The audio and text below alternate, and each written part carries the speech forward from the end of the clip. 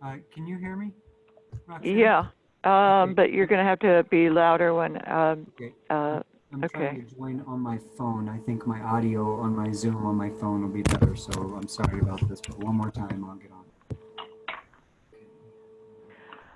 All right. So the recording is on. Today is January 14th, 2020.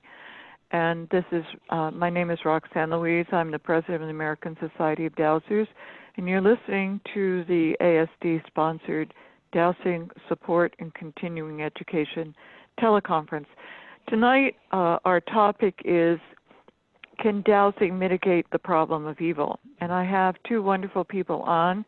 One is a former president of the ASD, Tick Gaudreau, whose real name is Alden Gaudreau, and he is in the Saratoga, New York area. Is that right? Yes, that's correct. And a engineer. I'm a mechanical engineer, a former college professor of engineering. He has a PhD in education. He's written two books. Tick, would you mention your two books, please? Yes, one is called Spirit Rescue, A Dowser's Ghostly Encounters, and the other is The Care and Treatment of Wild Energies. Dowser's, the Spirit Rescue is all about ghosts, and the Care and Treatment of Wild Energies deals with energies that we interact with every day, from human created to natural energies. Great, thank you. And Tick is also the current treasurer of the Board of Trustees. Brandon Day, who's now living in New Mexico, developed a system called quantum dowsing from his teacher, Wiley, and he claims that this dowsing method greatly increases your accuracy.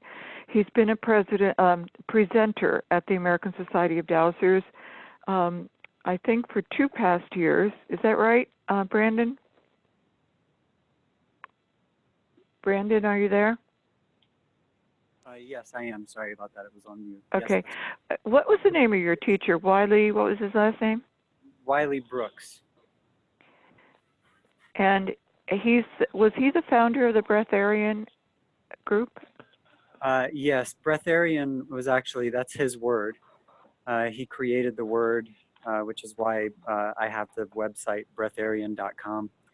He defined breatharian as one who breathes. So it was very inclusive. It really doesn't have much to do with what other people are saying breatharianism is currently. Okay. Mm-hmm. Okay. So tonight's topic, as I mentioned, is can dowsing mitigate the problem of evil? There is, as we've spoken on other calls, there are a number of things that interfere, are what we call detrimental energies. And with Robert Egby, we covered the ground on geopathic stress.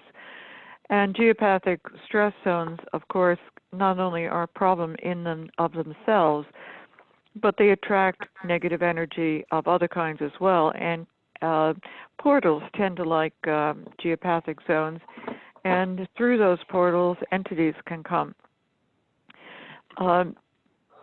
But there are a lot of other type of energies. Some of it is just psychic attack. I feel psychic attack like heat in the face when somebody's angry or jealous or something like that. And those things are fairly simple to deflect. One of the things I've spoken about before when it comes to clearing negative energies, or at least staying, following some sort of protocol on a self can't hurt basis, is always checking for, and if clearing, if you find it, what I call hooks. So in other words, negativity can attach if you're resonating with it in some way. So for example, if you are if you like to drink alcohol, you can, other spirits who also like alcohol are going to gravitate towards you to get their pleasure vicariously through you. So sometimes our life habits will create an attraction. So angry ghosts tend to like angry people, for example.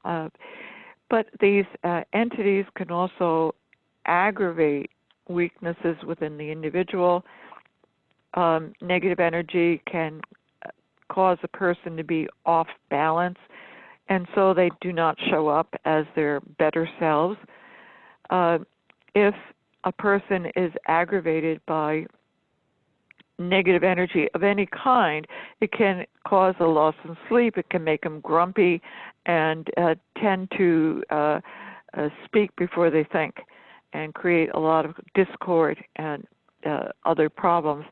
I personally have had haunted houses, haunted offices, and so I had to learn about things I could, simple things I could do to clear. And once my house, I saw in my house, well, first of all, I could hear steps going up, someone walking up the stairs and walking across the floor when no one was there. One time, I'm standing with my husband in the bathroom, and the shower turns on all by itself. Another time, we saw the chandelier going from side to side. And another time, I saw something like black cats flying around the dining room. So my my first dowsing teacher, who was in my house because he was teaching the class, a week-long class in my house, he taught us spirit releasement at the same time we did dowsing. And he was able to clear the spirits. They weren't evil. They not the cats. The cats were something else. But the other manifestations were the builder of the house, his wife, and two of his daughters. Their spirits were still in the house that he loved. And I think that builder did not appreciate my husband's renovations. So that it might have been the cause. But I'll tell one other quick ghost story. I had an office where as soon as my husband came in and with my books as I was just moving in, so we were setting up the office, he said to me very quickly, grab your things and let's get out of here. Something's trying to strangle me. And so we left, but then I called a minister friend of mine who does exorcisms, and she brought flowers and holy water and to come and bless the house, the office, and said, I'm really surprised, but there really is something here. And she tried to, she saw this black cloud and turned it into pink, the color of love, and then she tried to actually disintegrate it. And the ghost or the cloud said to her, "You can't dissolve me. I'm spirit." And she said, "Well, what's your name?" And the cloud replied, "My name's Fred." So she sent Fred Cloud out into the parking lot. Well, everything was fine. And the next day, I'm sitting in my office, and there's a knock on the door, and I open the door, and there's a very strange-looking man there. And he said, "Hi, my name is Fred." So I've had, I've also had haunted houses in rental houses. And so, as I said, I've had to deal with it. And I've had visitations from loved ones. And I've been on the receiving end of black magic, which is no fun. So I had to learn about some of this stuff. So I thought it would be very interesting for many of you to hear about the kind of energies that are out there and things you can do to help yourself. Now, Dick, I'm going to ask you to just say how somebody can suspect that there's some interference from ghosts. Okay. Well, I think probably you covered it pretty much. That right off the bat, you can feel kind of crummy. You can feel weight on your chest or or get a headache, or head kind of gets funny feeling, and that's an indication that, to me anyway, and to people I've talked to, they feel that. But also the mood change, and very often you see a big change in the mood of somebody who is either subject to either an attack or a attachment by a spirit, and so the mood changes. They're short, they're short with you, and they could be tired. Excessive yawning, for instance, is an indication. That sort of thing that we're looking at, just normal one. It's just not, the person isn't 100% anymore. That's what I look for. Mm-hmm. Do you see anything else physically with them? No, not really. I don't see physically. Whenever I have an attachment, because I pick them up all the time for some reason. I don't know why. My wife says that when I talk, it buzzes her head.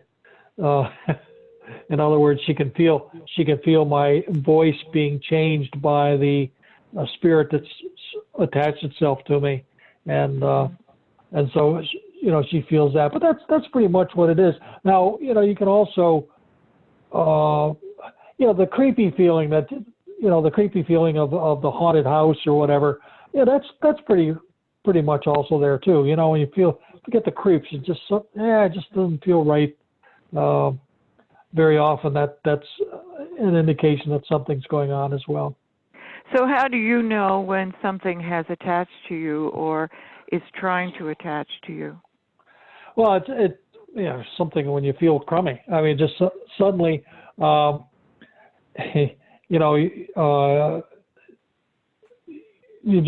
out and about, say you're in a public place or something like that, and suddenly you just, it just knocks you to your knees or nearly knocks you to your knees when you're feeling it, or it knocks your breath out of you. It just, and there's no reason for it whatsoever. There's no wind blowing, there's nobody hit you or anything like that. It's just, that's instant energy suck. And yes, right. Yeah, I call it.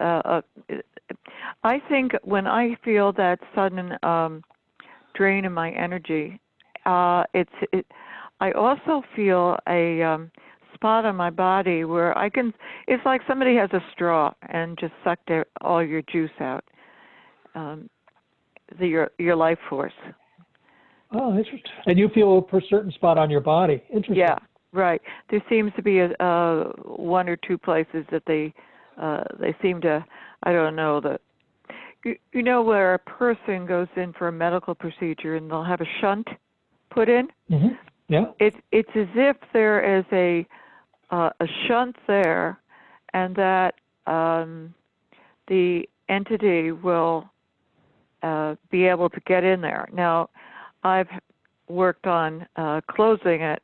I've done a lot of work on staying clear. It's a daily practice. And I should say for anyone listening, one of the first things you want to do is you want to have a ballpark reading for when you are really in a good mental, emotional, and physical place. So you have to have a guideline of knowing when you're off and when you are really grounded, centered, and connected to guidance. And anytime you feel a shift downward, to do something as soon as possible.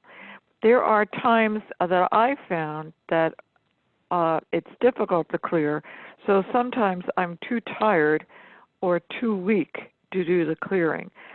But one thing that will help, and I was talking to Raymond Grace last night, and one of the things that helps is to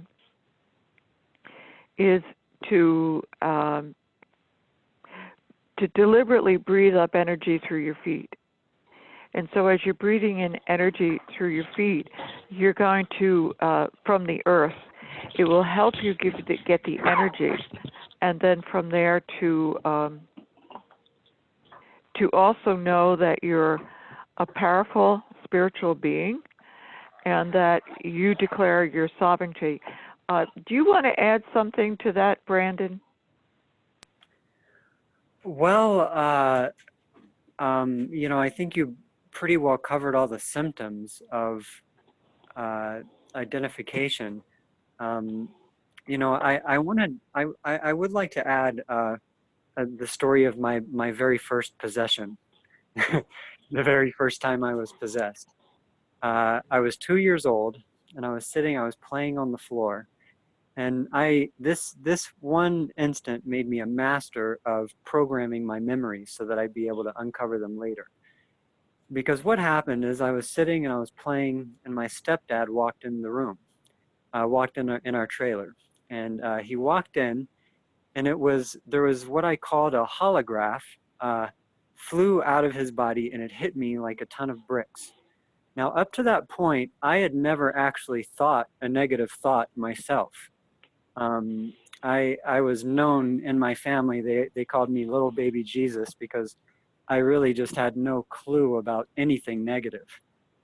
Even though I was, sort of brought up in a modern family, has all this negative stuff.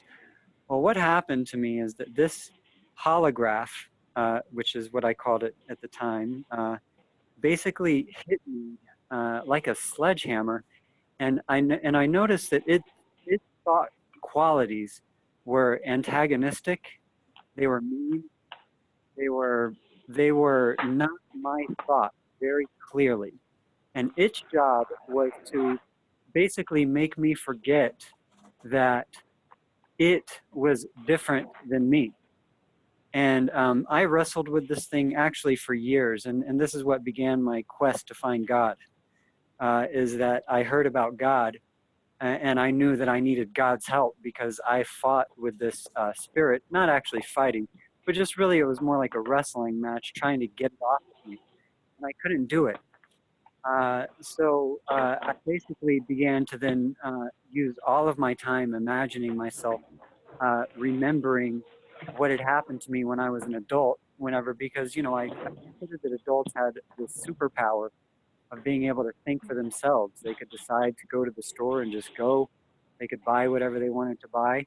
So I plotted to come back to myself as an adult, and I programmed from my childhood. I programmed my whole adult to come back to original self, which is all that I really do and help people do now.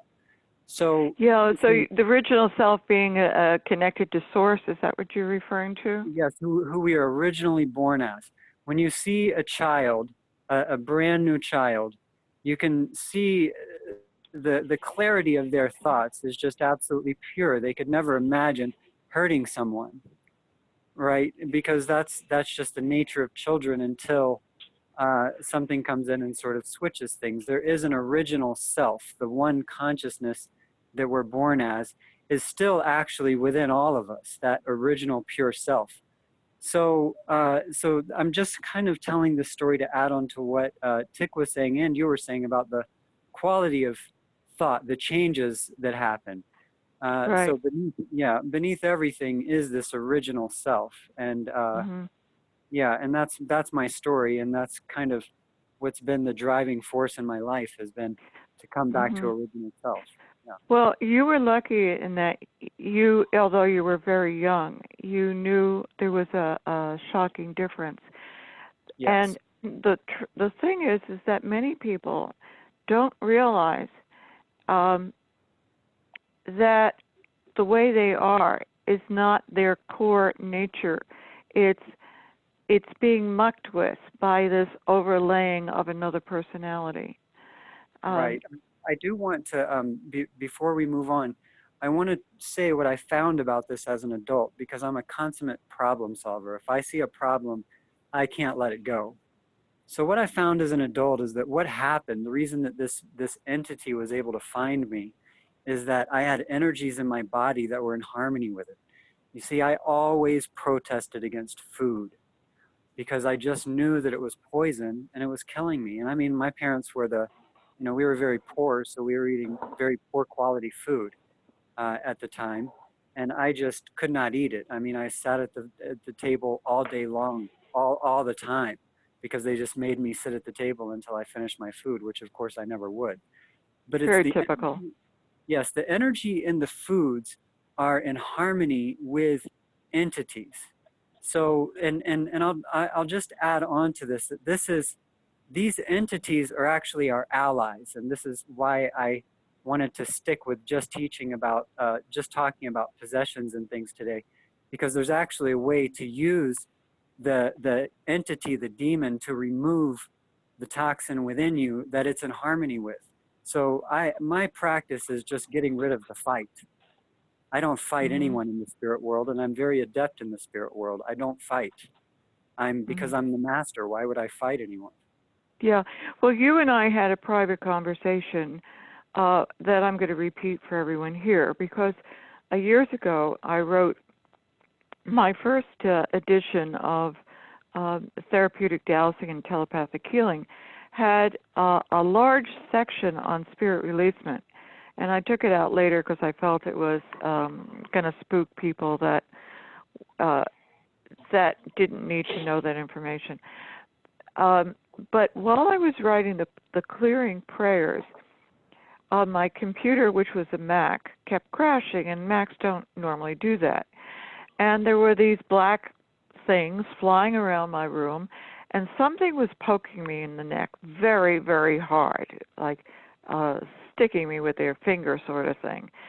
And so finally, in desperation, I started saying the Lord's Prayer, and this voice snickered in the background, "Well, that took you a long time." And I got it that this entity that was tormenting me was actually pushing me to prayer.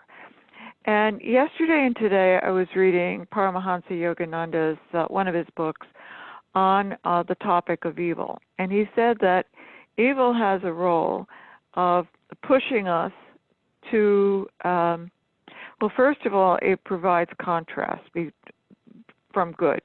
And we can learn to appreciate things by seeing opposites.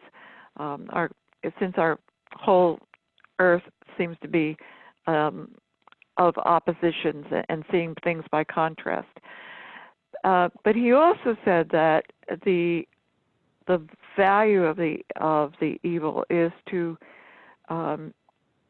make you, I guess, walk the straight and narrow is the right way of putting it.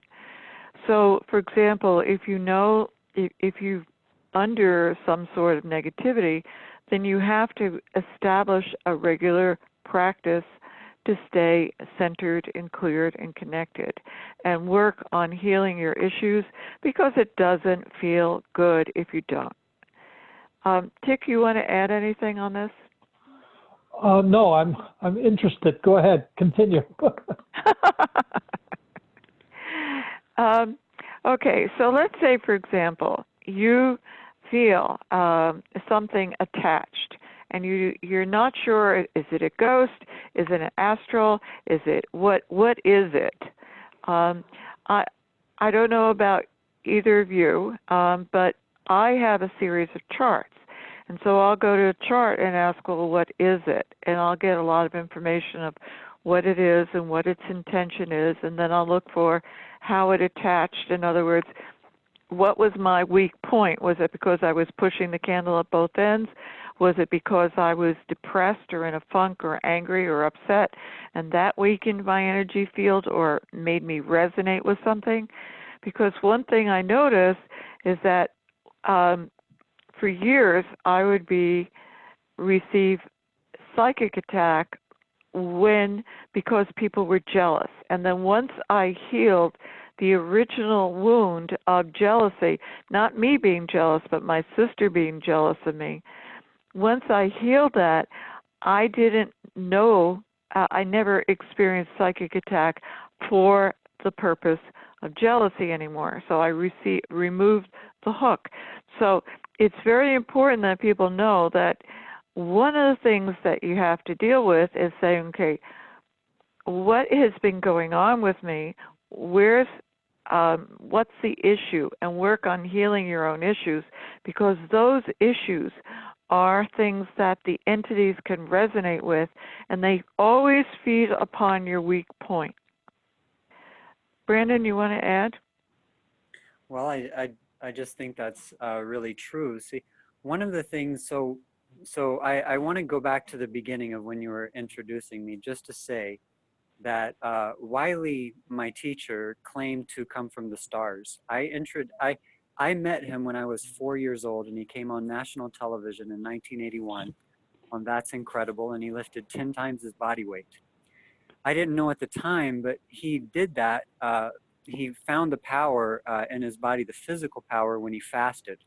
So he fasted for weeks, and then he came in on national television, and he actually went to Muscle Beach, and the first time he ever lifted more than 40 pounds, he lifted over 500 pounds. And then he worked out for, I think he worked out for, I think he said 4 or 5 months before they put him on television. He said he could have easily made it up to a ton, but lifting weights was very boring. So once he found the power mechanism in his body, he stopped lifting weights because it wasn't necessary. So Wiley, I have taken Wiley's technique to solve certain problems, but I've never stepped away from the technique or really elaborated. Or I don't change anything. I leave it like it is because it's perfect. So I'm saying all of this to say that Wiley taught me how to utilize and use the God body, what I call the God body. And the God body is this identification technique, which is quantum divining, by the way, not quantum dowsing. One of the things that I've found is confusing amongst the divining and dowsing community is we call everything the same thing. So I call what I do divining, which is an identification technique. I don't change anything with divining. So I use the God body to identify things, because if this body is a small microcosm of the whole large thing, then I can really use this body to as an identification thing for finding everything that's going on. So I utilize the chakras and things to find things. I know that that's probably not the most clear way to put it, but I go to the body for answers. Well, you told me on a previous conversation that you look for what is not self. That right, what doesn't belong. Yes. Yeah. Okay. So, and I think that is a good place for people to start, to recognize what is them and what is not them, whether it's a mood or thoughts. So, for example, I was experiencing thoughts that I was questioning. I'm not sure this is coming from me. I don't think this is coming from my unconscious or my higher guidance. Where is this coming from? Because thoughts can also be transmitted, whether it's through possession or attachment or through mind control or detrimental radionics. You can project. And now we have some other technology that can broadcast thoughts and emotions that are not your own. Mm-hmm. Yes. So what I do with this identification technique is I look within my body for what doesn't belong. And before I remove it, I do ask the simple question, is there a message here for me? Because I don't want to remove something if it's here trying to tell me something. A lot of times when there's an attack or something going on with me, like since, for example, since, you announced on Facebook that, that I was going to be part of this thing, there's been just a number of attacks that I've had to deal with. Most of them, there's just no information on there for me, so I remove it. Now, the thing about psychic attacks, spells, curses, all of these things, they all have a marker on them. And this is, one of the main things I want to address with people is, healers and stuff. I've noticed the language of healers. we send everything back to source, right? Like, are you aware of that language that I neutralize and remove and blah, blah, blah, and blah, blah, blah, and send it back to source? Yes. Our intention when we say send it back to source is like sending it to God, you know? But did God create this? And I was talking with a student and just trying to figure out how to say this on this phone call. And I said, you know, would you agree that everyone is God? And he said, yes, absolutely, everyone's God. I said, well, then wouldn't you let a rapist watch your child? Because what's the problem? If everything is God and everyone's God, then why wouldn't you let a rapist watch your child? Well, it doesn't make sense, right? So, because that person obviously doesn't know they're God, or they wouldn't be raping anybody because they would know that everyone is God. So it's the same thing with these spells. See, the healers, we have been protecting the bad guys by handling their karma for 25,000 years. And so what I want to be clear about is that the caster of a spell, there's a mark on that spell that absolutely attaches that spell to them, not you. You can remove it because it doesn't belong to you. But if you send it to source, you're taking away their freedom to taste their own creation. We are protecting the bad guys. The problem is not the bad guys. The problem is the humans protecting the bad guys. So we send it back to source, we blah, blah, blah. And to me, that is completely ridiculous. If you want to live in a free world, why would you take away their freedom to experience their creation? So the reason that I keep saying that there's a marker on it is that I watch this stuff in the psychic realm, and I always wondered, like, what happens when I remove this stuff? Where does it go? Well, I'll tell you where it goes. It goes right back to its creator, the creator of the spell, the creator of the curse, and back to the covenant stuff. And see, a lot of diviners, dowsers, healers would say, well, doesn't it bounce around like a pinball? Hell no, it doesn't bounce around like a pinball, because these people are so weak because they don't know who they are, that they have to get together in covens and things to even cast these spells. That means they're completely weak. Do you think they have enough power to keep it bouncing around? They don't. I've watched these spells. As soon as we remove them, it's like a ribbon. It unwinds from us and it goes right back to its source and wraps them up.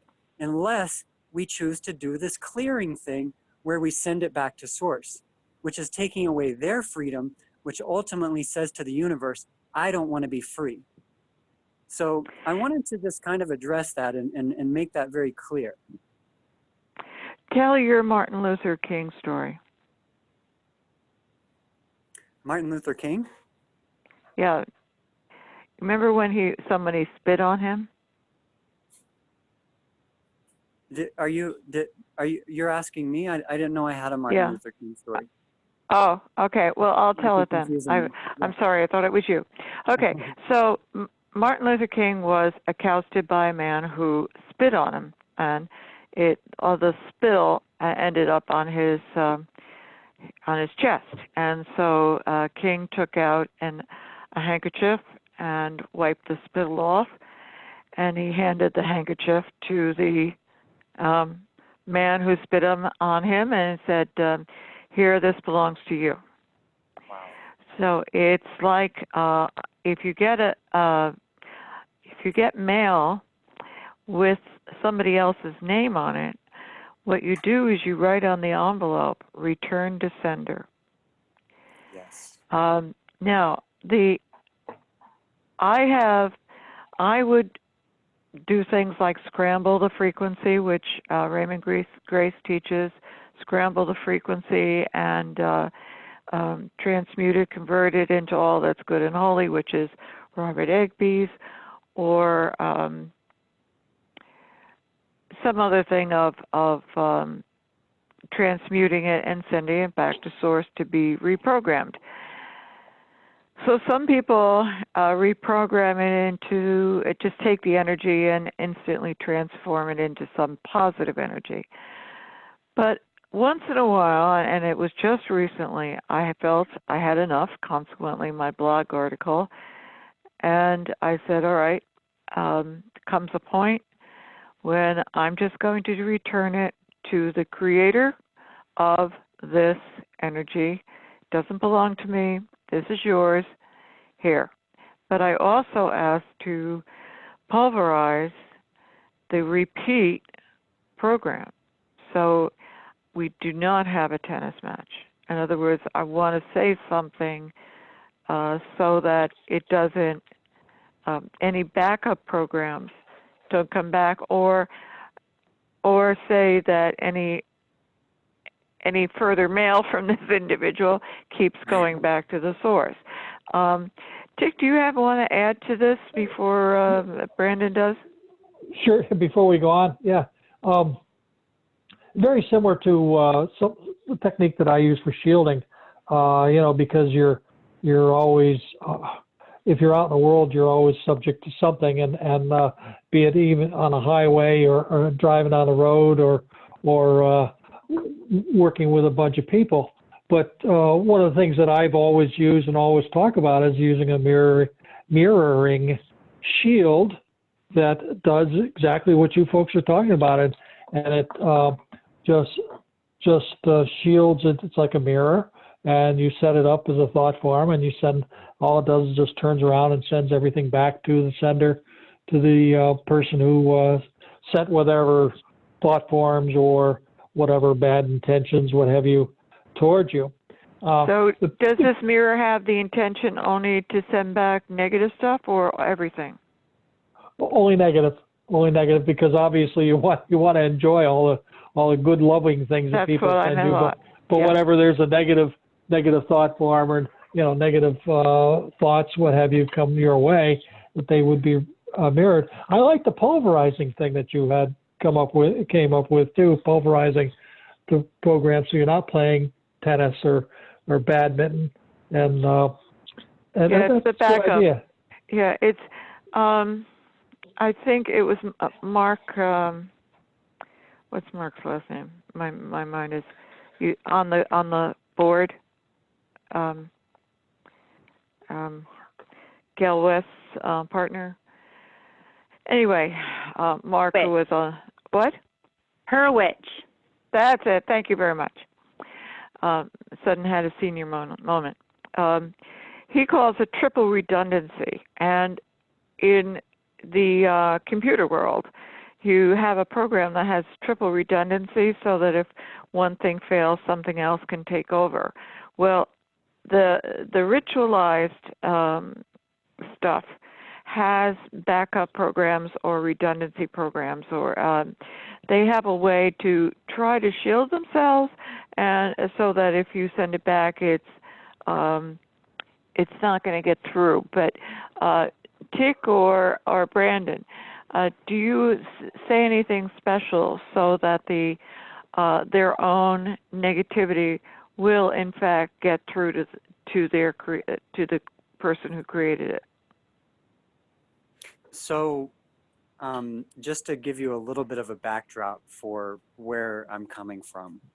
In the world before December 21st, 2012, these guys had all kinds of power. So there were all kinds of redundancies. All of the systems before then were set up to where basically the creator for the last 25,000 years before December 21st, 2012 embraced wickedness, evilness, embraced you against me competitiveness so that humans could learn a lesson. Now, after the December 2012 event, we've basically been entering a realm, we have not basically, but the worlds have been separating. The Creator embraces freedom in this world. It's different than the old world. In this world, we are free to experience our own creation. It's as if we're all bakers.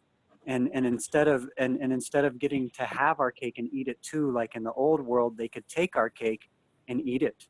In this world, we're all bakers. You get to bake your cake and eat it too. So a lot of the things that I used before the December 2012 event, I found to be completely redundant now. Now, because the Creator for the next 25,000 years is embracing freedom, because that's the one word that fits this world perfectly, people are going into their own world. So if you notice politically, just everyone's gathering together And so what I'm getting at is saying that, yes, I used to do those things.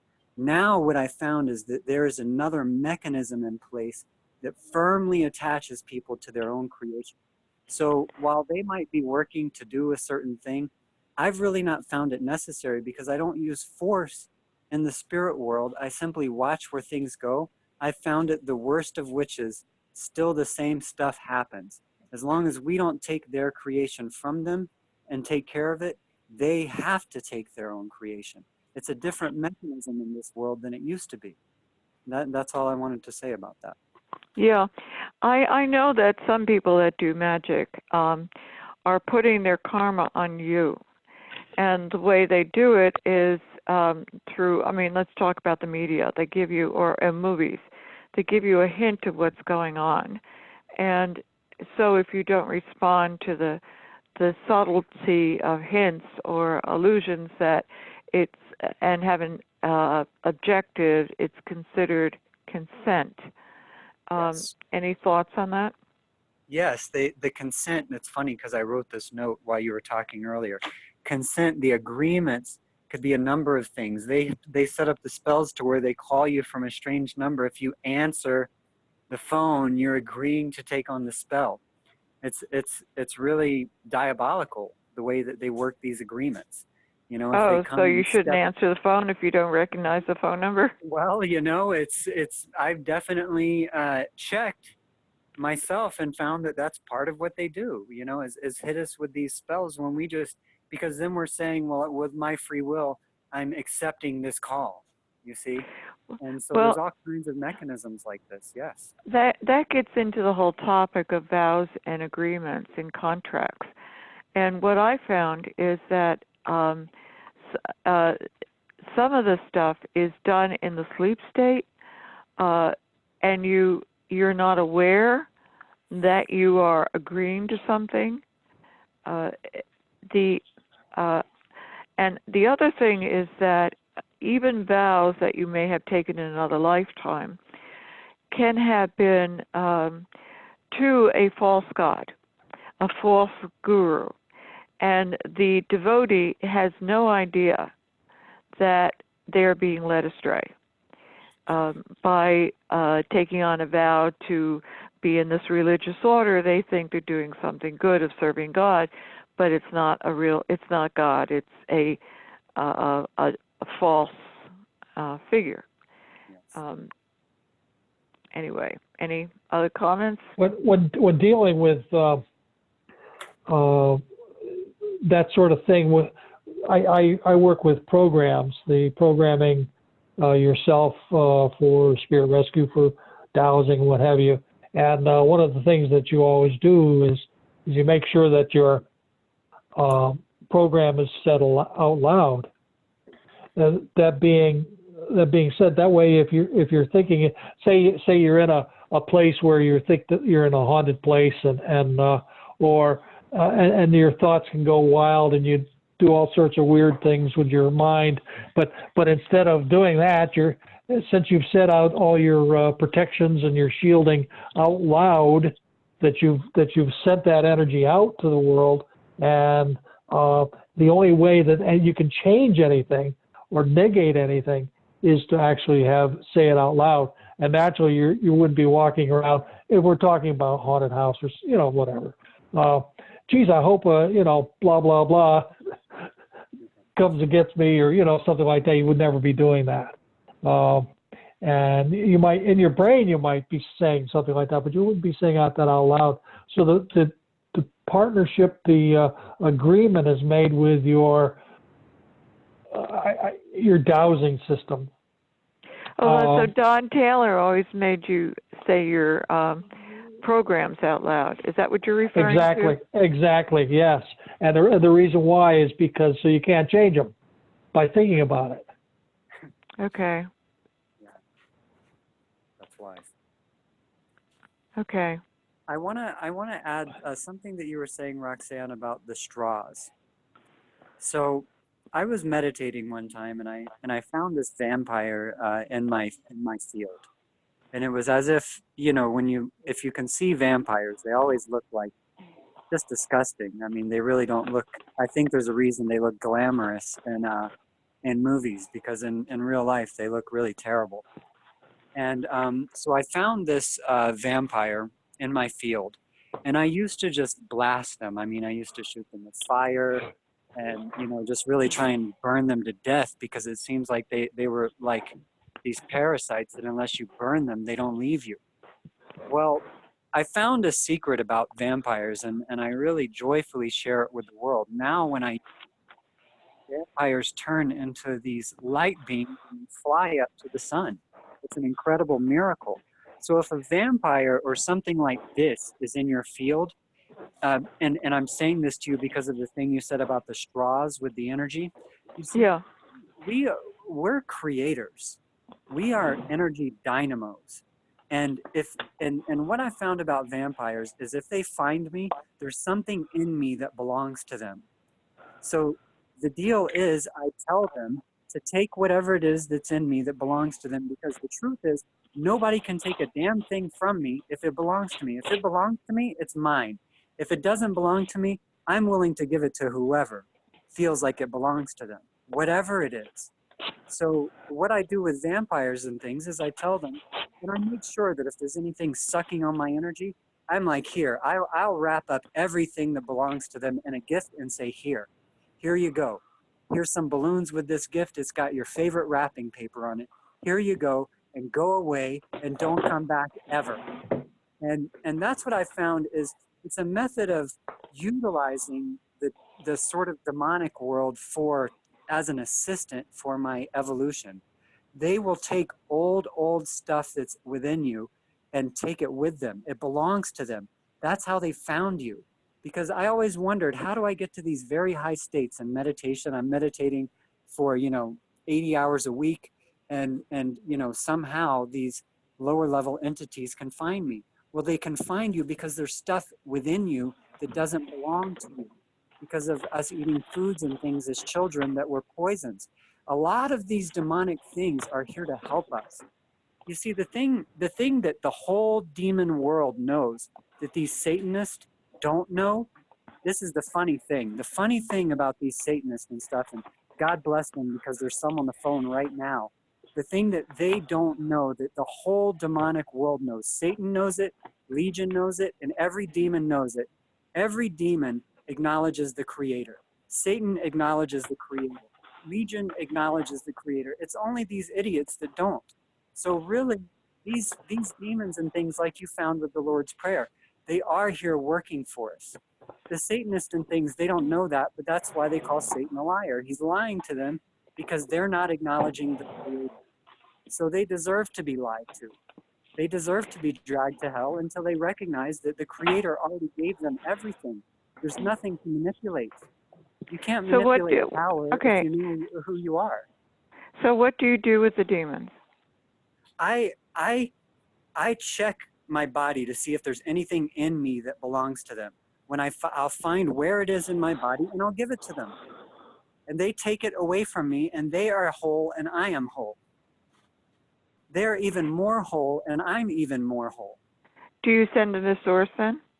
No, I don't send them any damn where. How am I supposed to know where they're supposed to go? That's the thing, is we are so presumptuous to know that where everything is supposed to go. No, I don't send, but I found that they do go, because the first time I did this with a vampire, I said, and go back to hell, take this with you and go back to hell. And that was a very different result than the very next time when I said, well, what if I just give this to him and I'm nice? And I gave this gift to the vampire, and he flew straight up to the sun and became this beautiful light beam. It totally changed him.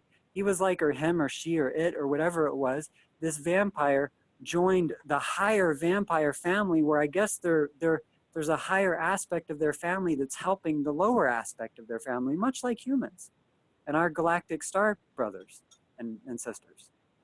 So I don't send many people anywhere, because how the hell do I know where to send anybody or anything? Because I barely know, I don't ever know what's 2 steps in front of me.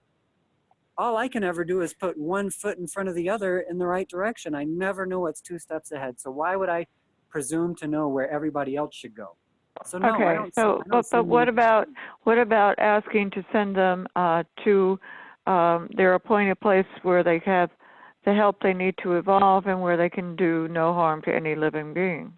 Sure. Well, see, that's the thing is once they're fulfilled, I've never found that they want to do any harm to anyone. They came to me to look for fulfillment. I'm a fulfiller. I'm a giver. You know, Well, certainly, if let's say, for example, you're harboring anger or resentment or bitterness, and if that demon takes away this anger or hatred or bitterness, you're better off as he leaves, if that's in fact what he does. yes. But what makes you feel that he's going to do that? Because, well, first off, what they're taking from you is like the spiritual part of the chemical component that resonates with fear, anger, pain. They're taking away the spiritual part so that your body can your body can naturally detox from the chemical part. So once they're fulfilled, you see, like attracts like. So once they've gotten what they need from me, who's to say that they should be sent back to source? Maybe they need to go to my next brother, sister, and take something from them. So if I send them back to source, or send them, that's the thing is I don't send anything anywhere because to me, that's knowing too much. If I sat and watched them where they go, I would see that they go about their business on their next step. See, I do believe in the creator and that everything is in the hands of the creator. And I don't pretend to know more than I know. It keeps me Mm-hmm. with the mind of a child. Mm-hmm. I get to have the mind of a child because I don't have to know anything I don't know. All I can know is, oh, this person came to me. I'm going to give them what they want because nothing that Mm-hmm. belongs to me could ever be taken from me. Nothing. If it Mm-hmm. belongs to me, that means it's mine. Well, I do believe that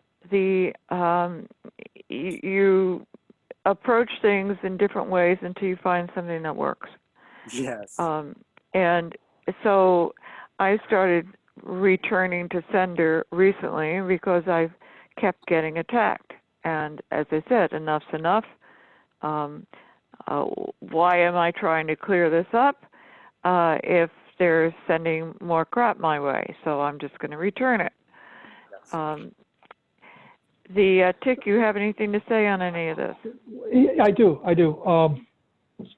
There are some things that certainly more advanced people can do more advanced things, and that's a great thing. But ordinarily, a person starting out or a person who just dabbles in this sort of thing, I find that Gladys McCoy, her methodology, her philosophy of working with these things is good.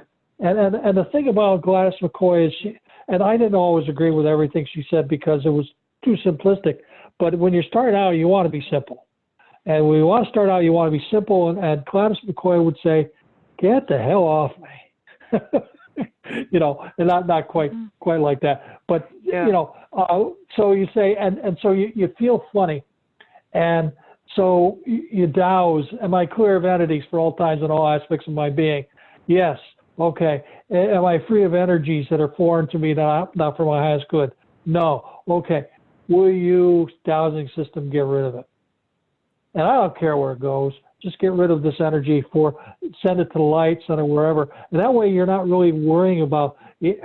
Most people don't have time to worry about where it comes from. And I'm not saying bad things about vampires and such, but we don't have time to spend with that.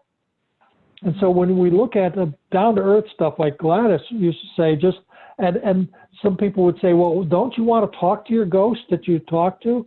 If there's a spirit that's in your energy field, don't you want to talk to it and find out where it is? Heck no, I want it to get out of Well, my energy found field. I found that entities lie. So yeah, well, that's true. Yeah, and they like to pretend that there's some ascended being, and so that's why a lot of channelers get into trouble. yeah, that's right. So they're thinking they're talking to Mother Mary or Jesus. Well, prove it. How could you possibly prove it? And when somebody says they're working with this ascended master or that one, it's a name dropping, and it makes you or anyone who listens to them to drop their discernment. And the moment, an entity can start out sounding good until you let go of questioning. And then they'll start feeding you things that are different to control or manipulate. That's so true. So it's better off not even trying to talk to them. That's right. That's why I said that if you're starting out, Gladys McCoy's simplistic view was always I always thought very good and fundamental way of going about things. I just I want to acknowledge that yes, simplest is best. I really work to teach people to get this thing about if any helper has come along to help you, of utilizing that assistance. And that's what I found is a lot of these beings have come to us to take stuff from us. And so it is a very simple process, because what I found is that telling it to go away, they just come back. Because if there's something in you that belongs in hell and you're going to heaven, that hell's got to leave your body somehow. Either through enemas or cleansing or whatever, but it's got to leave your body, or your body vehicle cannot go higher. So a lot of these lower level things come to us to take something from us that doesn't belong to us. And if we just send them away, they will come back, because we've got something that belongs in their world, not in our world. What about the whole thing about soul theft? For example, let's say an energy vampire is there. He's draining your life force in order to survive itself. So you can't say take what belongs. Well, that's what I do. That's what I found is they hang out sucking my life force until I give them the permission to take whatever belongs to them and leave. And then it's all done in zippity lickety split. And it's done and your energy's back. Because that's the thing, we are energy dynamos. If we just give them what belongs to them, we wouldn't feel the drain anymore. This is my personal experience. Nobody really taught me this. I just had to make sense of it.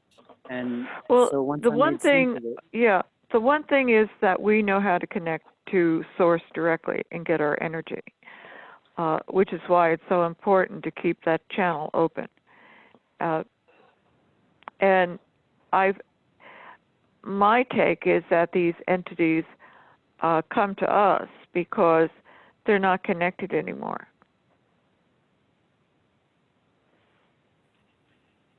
That could be. When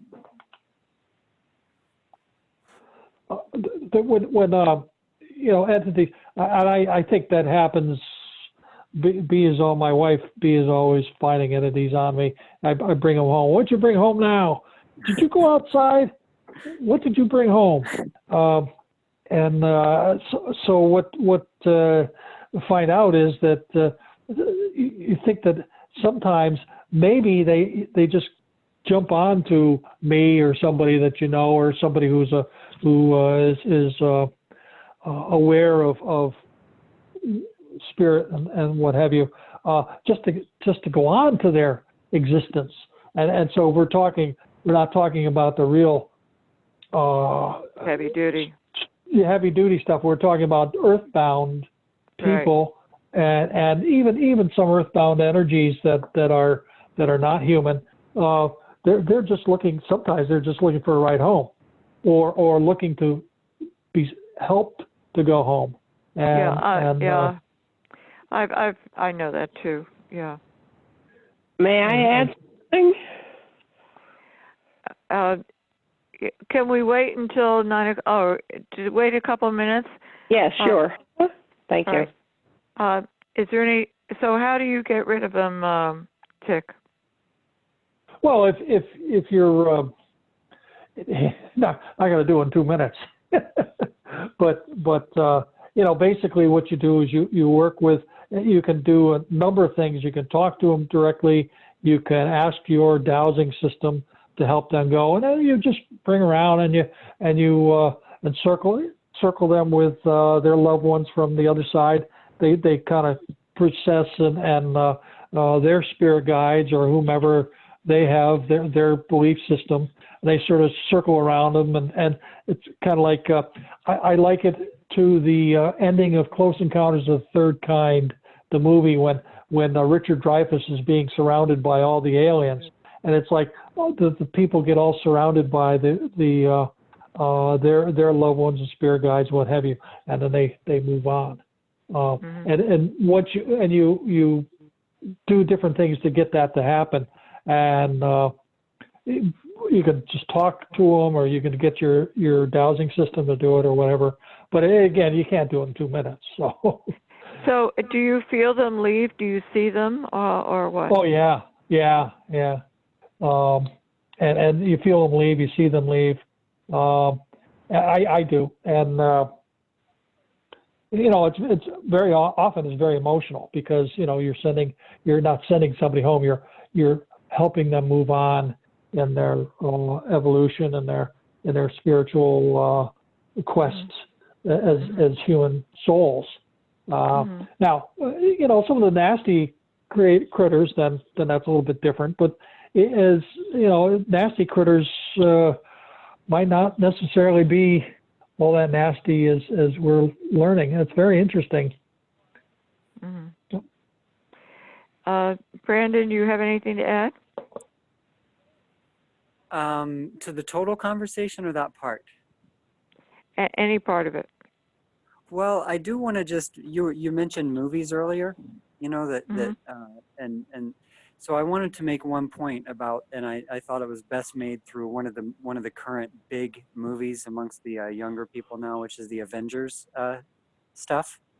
You see, all of the Avengers are genetically manipulated people, mind control people, artificial intelligence people.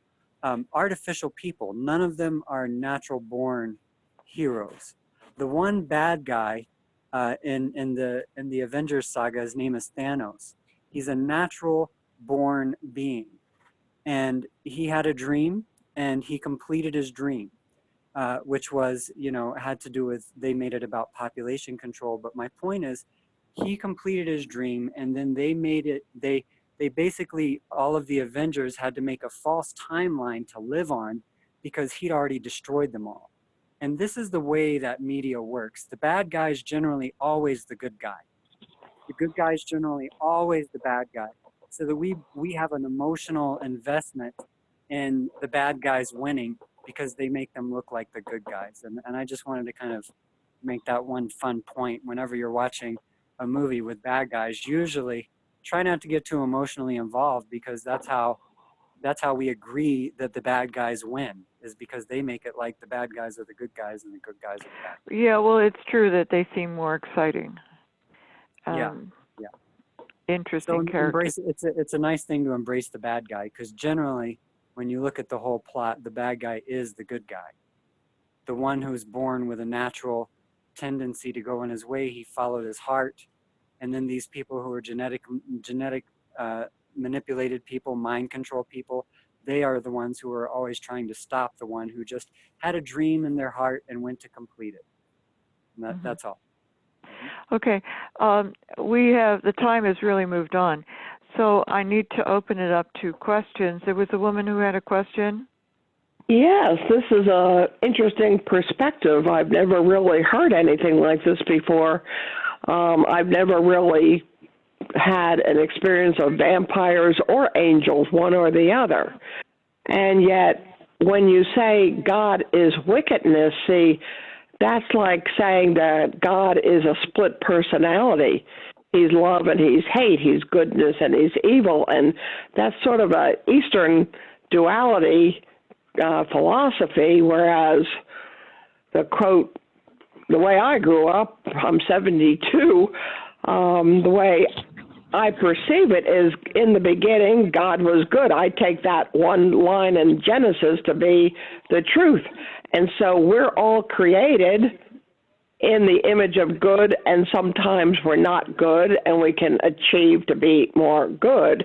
Or so nobody's bad in my perception. I see everybody as I focus on the heart, and I breathe in words, like I can breathe in the energy of evil. Inhale more evil, more demons. Is that who my creator is? No. So maybe a demon could be reinterpreted, renamed, relabeled, reframed as an angel that's not so angelic-like, and they just want to return to remembering their angels. And humans are the same way. We just want to return.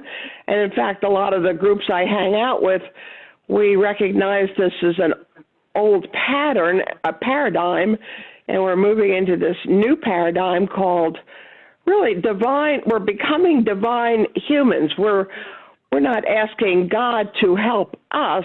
It's our free will choice to be more divine when we're not so divine.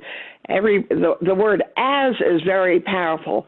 We're all as wonderful and magnificent and loving as we can be in this moment now, or we'd all be doing something else. Like Jesus and Hitler, two extremes. They were both as kind, as loving as they could be in that moment from their perspective, even though one chose to be not kind to people and the other chose to be kind with words that it fell on people's ears and they misinterpreted the meaning. So I hear what you're saying about demons and entities, and I've been doing a lot of inner journeying with my mind and how my mind can play tricks on me from the different lines in the Bible that I grew up with. It's downright scary.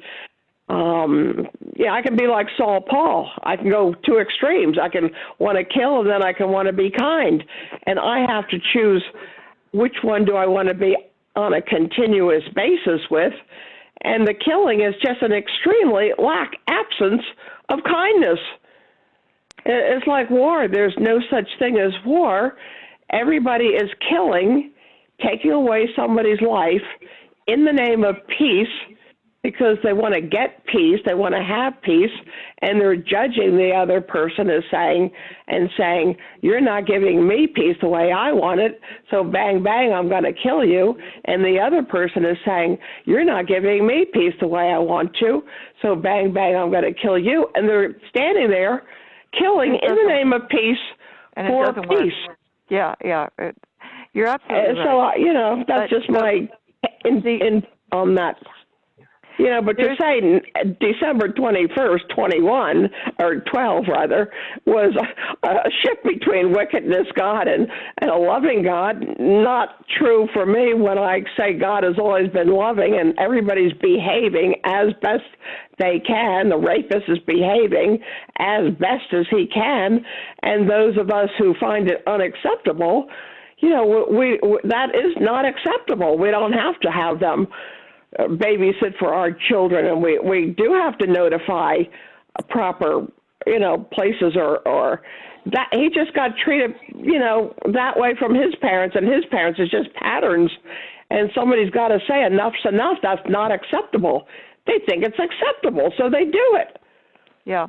Thank you, Speaker. Nancy. Thank you, Nancy. Thank you. A lot of okay. Couple things. One of which is our own philosophy background is going to influence what we do and how we do it. When I said before that if you are feeling energy that is not compatible with you, if it feels something's definitely wrong with it, you're going to do a number of things to try to find something that works. Now, I share Nancy's opinion that at the point of creation, everything is good, that has soul. However, not all those creations want to act that way, and so I don't want it in my house. Thank you. So then the question is, if I don't want it in my house, how do I get it to move out of my house? I can do it by invitation, or I can do it with a command. And sometimes you're going to do one thing versus another. If you feel something is going to leave gently, you can use a gentle approach. But if you are dealing with an energy that is bent on destroying you, you're going to deal with it another. Okay, are there any questions for Tick or Brandon? Hit *6 to speak. And please stick to questions instead of comments. Does anyone have a question for Tick or Brandon? Hello, I have a question. Go ahead. I was taught, and it works excellent in my case, to ask the pendulum if they are of the light or of the darkness, and it always answers correctly. And then what do you do after that? If they're of the darkness, I've learned all this on my own, I send to take away their power, authority, communication, and energy, which takes anywhere from 5 minutes up to 2 hours. The pendulum spins on its own, and then they're gone. If they're not of the darkness, then, well, you're asking for comments now, though. If they're not of the darkness, then I send them love. I learn to test their emotional frequency. And if they have low frequency emotions, basically ghosts are stuck in a low frequency emotional trap. And if you can take away their low frequency emotions and send high frequency emotions, then they leave and they're okay. Mm-hmm. It sure seems to work. Mm-hmm. I've had lots of experiences, but that's another story. Mm-hmm.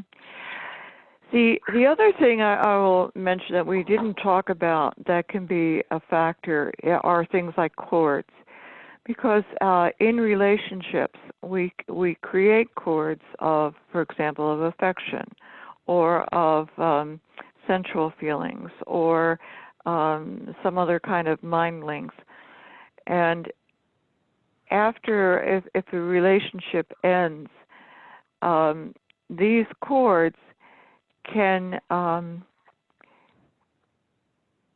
cause all kinds of issues as well. Okay, is there anyone else have a question for Tick or Brandon?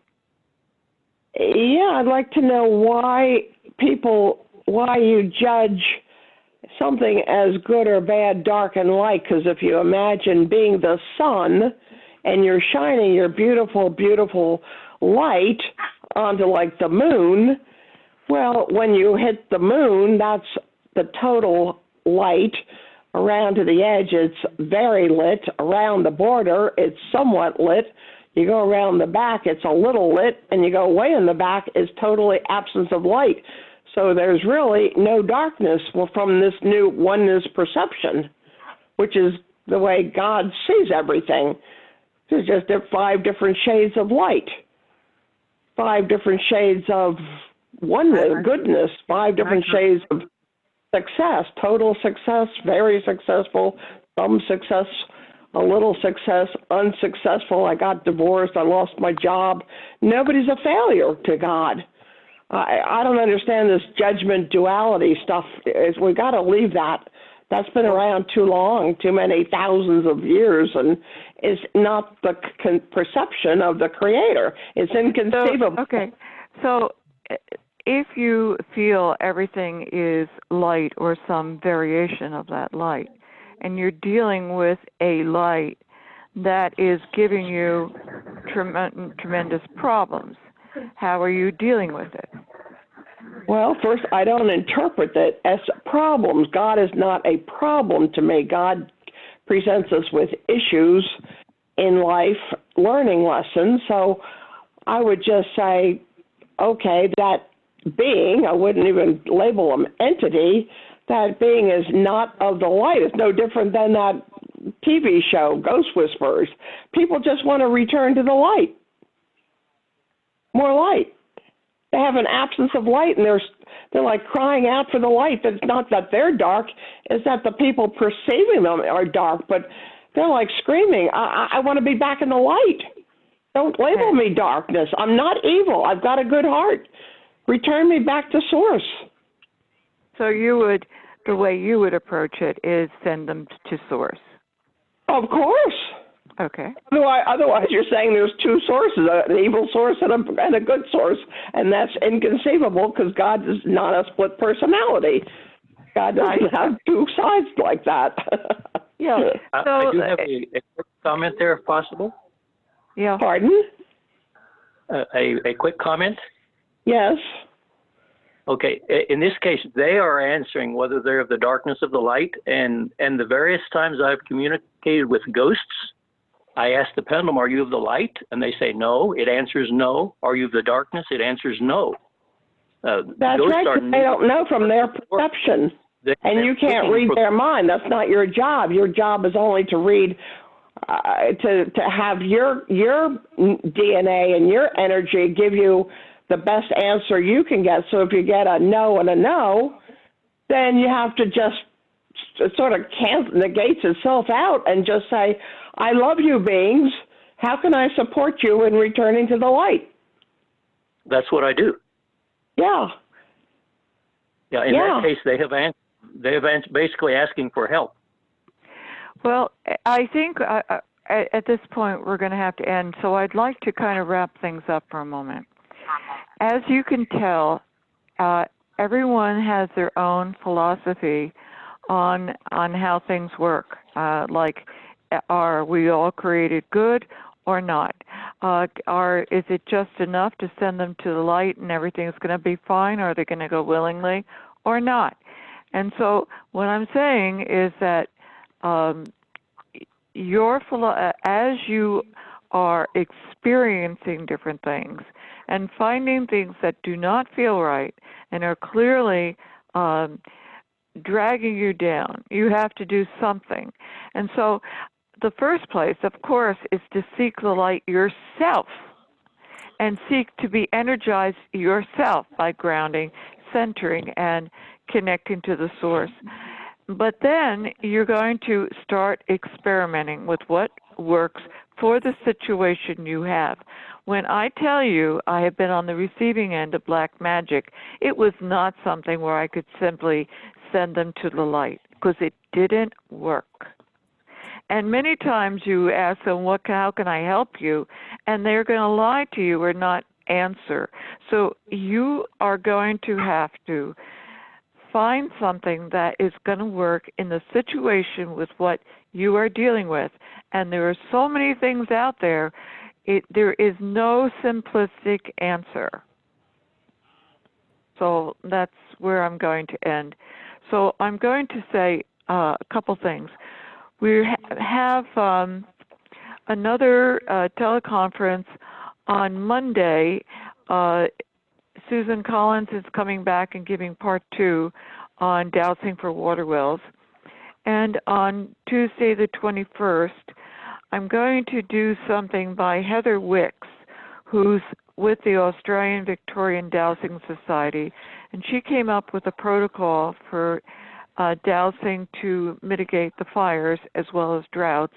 It was inspired by Raymond Grace. If you got the newsletter because of being on the mailing list for ASD, that protocol is in that newsletter. If you did not get the newsletter, which means you're not on the mailing list, be sure to contact Lisa at dowsers.org and ask to be put on the email list, and you'll be notified of everything, including being able to get that protocol. So if the international connection works, then Heather will be on the call. If it doesn't work, I'll have to go over it myself with you on the phone. The next thing is that Brandon was going to be returning to talk about the quantum divining he referenced and that's going to be on February 18th. I'm not sure what's going to happen on February 11th, but in March we have Raymond Grace is going to be on the 17th, and so he has dealt a lot with non-beneficial energies and as well, so you might find that of interest. So I want to thank Brandon Day and Tick Gaudreau. Would you each give your contact information? Tick, you want to say what your contact information is? Sure. I can be reached at my email would be the best way to get a hold of me.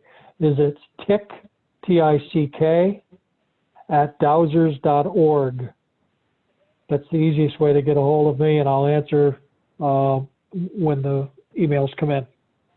And I'll say also that Tick teaches the basic dowsing class at convention. Brandon, would you like to give your contact information? Yes, my contact information is institute@breatharian.com. So that's BREATHARIAN.com, breatharian.com. Did you say institute@breatharian.com? Yes, institute at Okay. breatharian.com. Okay, thank you. So I want to thank everyone for coming on. If you have any other questions, you can email me, and I'll be sure to have them answered. So you can reach me at president@dowsers.org or RoxanneLouise, 2, @gmail.com. And if you forget all that, you can say Roxanne@RoxanneLouise.com. So one way or another, your comments and questions are appreciated. It's good to have a variety of approaches, and in no way are we saying that it's one way, that there's one right way of dealing with this.